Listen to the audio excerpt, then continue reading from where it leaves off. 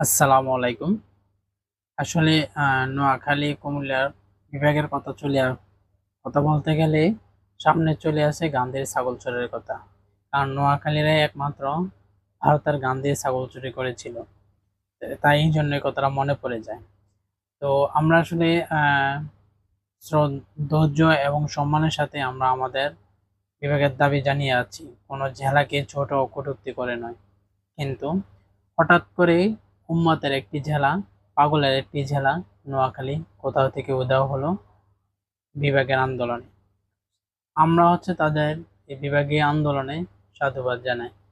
তারই সাথে সাথে তাদের কটূক্তি ও অরুচিকর ভাষার জন্য নিন্দা জানাই। কারণ নোয়াখালী এমন একটি জেলা যেখানে আদব কাদা তো দূরের কথা, তারা যে সম্মান কখনো কি সেটা বুঝতেই পারে না। এই জন্য বললাম, কারণ যে আমাদের কুমিল্লারই সন্তান কন্টেন্ট ক্রিয়েটর নুসরাত জাহান মিতুকে নিয়ে তারা যে ধরনের অকথ্য ভাষায় কথা বলে। তো আজকে আরো একটি ভিডিও দেখলাম। এই ভিডিওতে দেখলাম কোথাও থেকে এক গান্ধির ছাগল চোর, নোয়াখালীর গান্ধির ছাগল চোর টিকটকে এসে নুসরাত জাহান মিতুকে নিয়ে আবারও কথা বলছে।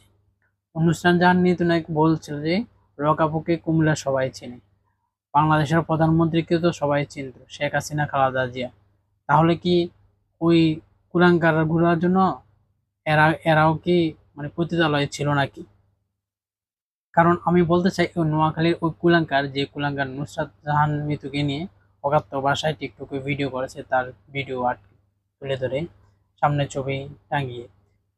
তোরা যে মানে অশিক্ষিত, তোরা যে একটা জেলে, কারণ তোদের জেলে মানুষগুলো জাল বোনারও একটা জ্ঞান লাগে, তোদের সেই জ্ঞানটা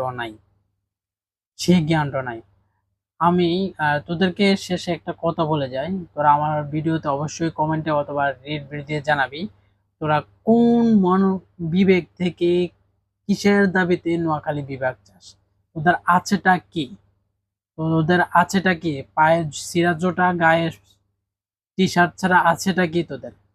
তোদের লজ্জা থাকা দরকার। তোদের তো বিভাগ বলতে কিছু নাই। কারণ বিলাইয়েরও বিভাগ আছে, কুকুরের বিভাগ নাই। কারণ বিলাইয়ের এই জন্য বিভাগ আছে, মানুষ যখন বিলাই পোষে তখন বিলাই মানুষের প্রয়োজনীয় খাবারগুলো খায় না, কুকুরে সেটা দিতে বাঁধে না। কুকুর খেয়ে ঠিক খেয়ে ফেলে। তোরা সেরকম। তোদের আছেটা কি বলে যাস আমার কমেন্টে, প্রয়োজনে ভিডিও রিয়েক্ট করে।